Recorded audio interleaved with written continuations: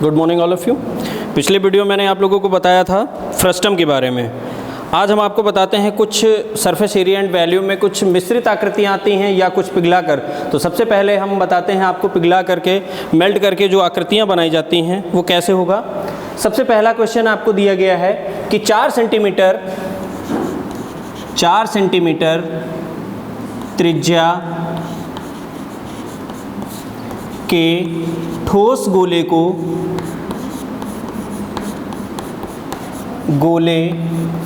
को पिघलाकर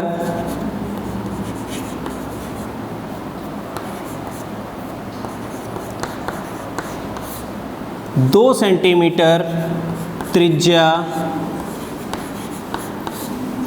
वाली ठोस गोलियां कितनी बनाई जा सकती हैं।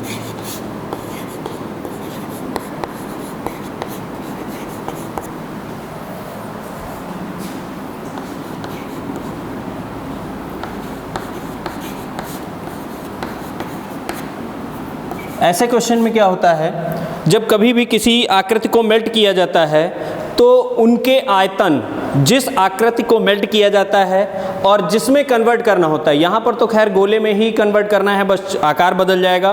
पहले 4 सेंटीमीटर त्रिज्या है और उसके बाद में 2 सेंटीमीटर त्रिज्या की कितनी गोलियाँ बनाई जा सकती हैं। कभी कभी ऐसे भी क्वेश्चन आते हैं, गोले को पिघलाकर शंकु बनाया जाता है या बेलन बनाया जा सकता है, कुछ भी बनाया जा सकता है। तो ऐसी कंडीशन में यहाँ पर दोनों के आयतन सेम रहते हैं। यहाँ पर एक अगर गोले को पिघलाया जा रहा है और अगर शंकु बनाया जाएगा तो शंकु का आयतन और गोले का आयतन सेम होगा। अगर बेलन बनाया जा रहा है तो गोले का आयतन और बेलन का आयतन दोनों ही सेम होंगे। लेकिन यहाँ पर बताया गया कि गोले को ही पिघलाकर और कुछ गोलियाँ बनाई जाती हैं। तो माना यहाँ पर हम मान सकते हैं कि मान लेते हैं, माना n गोलियां बनाई जा सकती हैं। n गोलियां बनाई जा सकती हैं।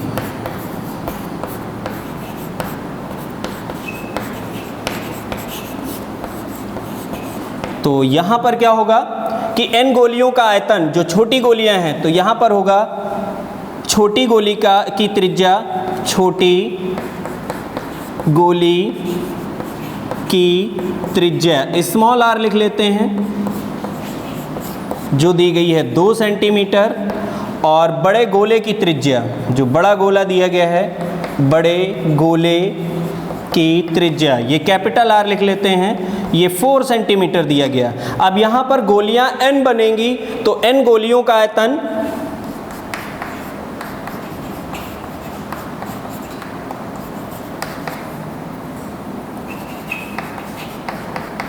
बराबर जो केवल बड़ा गोला दिया गया है उसका आयतन, गोले का आयतन। अब यहाँ पर n गोलियाँ यानी n इंटू गोली का आयतन होता है 4/3 पाई r क्यूब, यानी त्रिज्या का घन होता है। तो त्रिज्या यहाँ पर स्मॉल r दिया गया है और उसका घन हो जाएगा, बराबर गोले का आयतन जो होगा वहाँ पर केवल capital R, 4/3 pi capital R cube हो जाएगा। 4/3 पाई से पाई को काट दिया गया। n गुणे छोटी त्रिज्या दी गई है 2 सेंटीमीटर, तो 2 क्यूब बराबर 4 cube. n into 8 equal to 64, n बराबर 64/8। ये आपकी 8 गोलियां बनाई जा सकती हैं। 4 सेंटीमीटर गोले को पिघलाकर 8 गोलियां बनाई जा सकती हैं। इसी क्वेश्चन में हो सकता है आपसे ये पूछा जाए कि शंकु अगर बनाया जा रहा है, मेल्ट करके शंकु बनाया जाएगा, तो यहाँ पर शंकु का आयतन जब लगाएंगे तो यहाँ पर शंकु के आयतन के ही बराबर गोले का आयतन होगा। अंतर सिर्फ इतना होगा कि गोला अगर है तो गोले का आयतन का फॉर्मूला रखा जाएगा, अगर शंकु दिया गया है तो शंकु का आयतन रखा जाएगा, अगर बेलन दिया गया है तो बेलन का आयतन रखा जाएगा। इसी तरह से यहाँ पर तो आपको गोलियाँ बता दी गई कितनी बनाई जा सकती हैं। इसी क्वेश्चन में एक तरह से और आता है, आपको बताते हैं। कि जब उस ठोस गोले की त्रिज्या ज्ञात कीजिए जो 3 गोलियों से मिलकर के बना होता है और 3 गोलियों की त्रिज्याएं क्रमशः जो दी गई हैं वो 6 सेंटीमीटर, 8 सेंटीमीटर और 10 सेंटीमीटर दी गई हैं।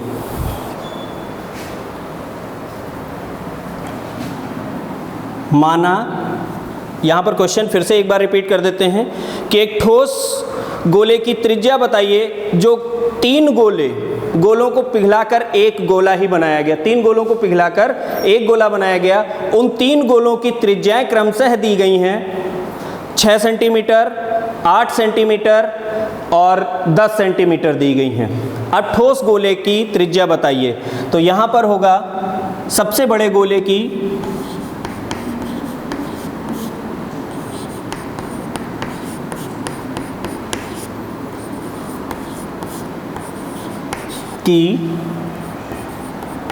त्रिज्या, ये कैपिटल आर सेंटीमीटर मैंने मान लिया, और जो 3 दिए गए हैं उनमें से पहले गोले की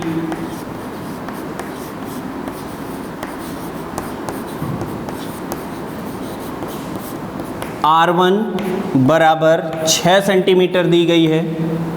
दूसरे गोले की त्रिज्या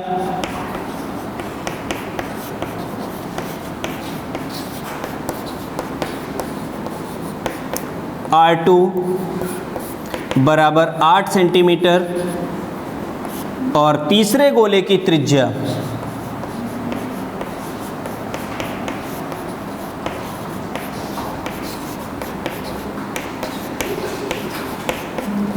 R3 बराबर 10 सेंटीमीटर दी गई। इन तीनों को पिघलाकर एक बड़ा गोला बनाया गया जिसकी त्रिज्या R दी गई है। अब इस R की वैल्यू फाइंड करना है, इस R का मान निकालना है। तो यहाँ पर इसका आयतन प्लस इसका आयतन प्लस इसका आयतन, तीनों के आयतनों के योग के बराबर इस बड़े गोले का आयतन होगा। तो यहाँ पर होगा बड़े गोले का आयतन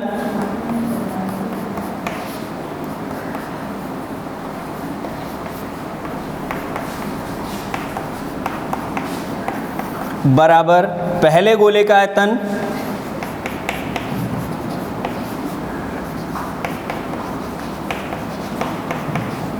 प्लस दूसरे गोले का आयतन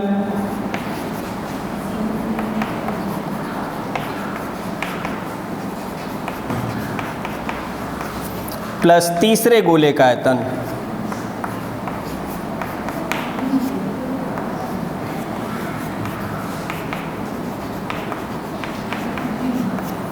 अब यहाँ पर बड़े गोले का आयतन होगा 4/3 पाई कैपिटल R क्यूब, पहले गोले का आयतन होगा यानी R1 क्यूब प्लस 4/3 पाई R2 क्यूब प्लस 4/3 पाई R3 क्यूब हो जाएगा। अब तीनों गोलों से जो कॉमन मिल रहा है वो 4/3 पाई है, तो यहाँ पर 4/3 pi capital R cube 4/3 pi common ले लिया जाए तो ब्रैकेट में R1 cube R2 cube R3 cube हो जाएगा। ये 4/3 पाई काट दिया जाएगा।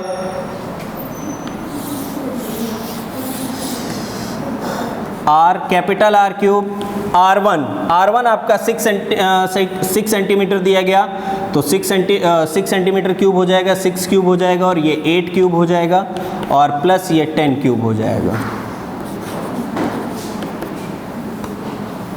216, 6 का क्यूब करेंगे 6 गुणे 6 प्लस 8 का करेंगे तो 8 गुणे 8 512 आ जाएगा और 10 का 1000 आएगा। R क्यूब बराबर 1728 जो है वो 12 गुणे 12। इसको कैसे फाइंड करते हैं? एक प्रकार से एलसीएम लेकर के 1728 2 से कटेगा 8 6 4, 2 से काट देते हैं 4 3 2 432 आ जाएगा। फिर 2 से काटते हैं तो तो 216 आ जाएगा, फिर 2 से काटते हैं तो 108 आएगा, फिर 2 से काटते हैं तो ये 54 आएगा, फिर 2 से काटते हैं तो ये 27, और 27 को 3 से काटते हैं तो 9, फिर 3 से काटते हैं 3 से काटते हैं 1। अब यहाँ पर क्यूब के रूप में ये पेयर ये है और ये मीन्स 2 गुणे 2 और ये 3, 2 दूना 4, 4 3 12, ये 3 के उसमें हैं तो 12 गुणे 12, क्योंकि पहले ये हो गया 12, फिर इसके लिए यही सेम 12 और फिर लास्ट वाले के लिए 12 हो जाएगा। अब यहाँ पर ये हो जाएगा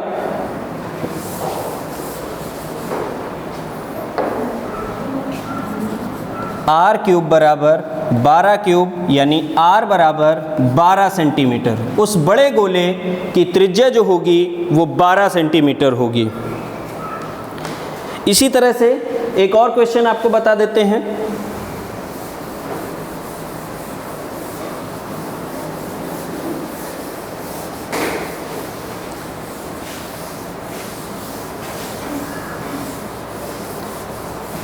वो कोई भी आकृति हो सकती है मेल्ट करके बनाने के लिए। यहाँ पर आपको एक ठोस गोले की त्रिज्या जो दी गई है वो 3 सेंटीमीटर दी गई है और उससे 0.4 सेंटीमीटर व्यास का बेलन बनाना है, बेलनाकार तार बनाना है। तो उस तार की लंबाई क्या होगी? तो यहाँ पर गोले का आयतन और उस तार का आयतन दोनों ही बराबर होंगे, आयतन दोनों ही सेम होंगे। यहाँ पर गोले की त्रिज्या दी गई है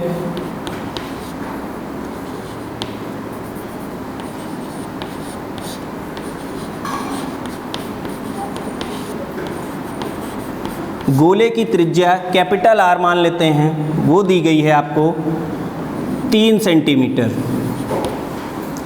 तार का व्यास दिया गया है, जो तार पिघला करके बनेगा, तार का व्यास बराबर 0.4 सेंटीमीटर दिया गया है। यहाँ पर त्रिज्या जो होगी स्मॉल r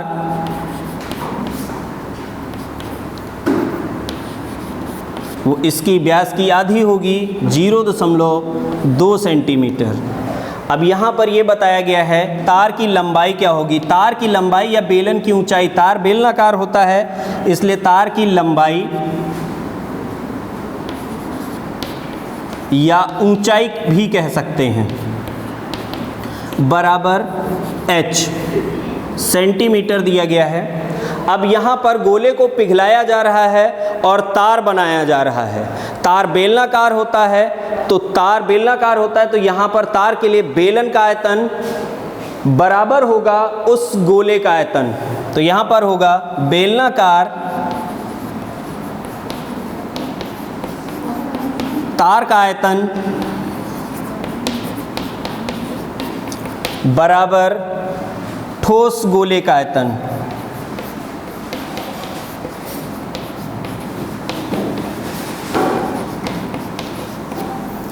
यहाँ पर बेलनाकार तार है तो बेलन का आयतन होगा पाई स्मॉल r, क्योंकि उसकी त्रिज्या स्मॉल r दी गई है, और h ये बेलन का आयतन हो गया।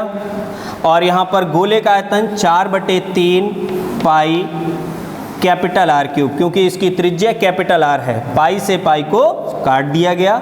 r बराबर 0.2 की घात 2 गुणे h बराबर 4 गुणे 3 क्यूब बटे में 3। अब यहाँ पर इसकी वैल्यू सॉल्व करते हैं। 0.2 गुणे 0.2 गुणे h बराबर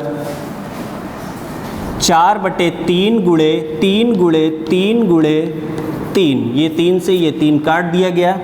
h बराबर ये हो जाएगा आपका 4 गुणे 9 बटे 0.2 गुणे 0.2, ये दशमलव हटाएंगे, 0 लगा देंगे, 2 से इसको काट दिया 2 से ये 2 कट गया। h बराबर 900 सेंटीमीटर या 9 मीटर। इस प्रकार से किसी का भी आयतन हो, ये शंकु का हो या किसी का भी आयतन होता है, अगर उसको पिघलाकर जिस आकृति में बदला जाता है, दोनों के आयतन को सेम एक बराबर में रख लेते हैं, दोनों के ही आयतन इक्वल होते हैं और सॉल्व कर लेते हैं।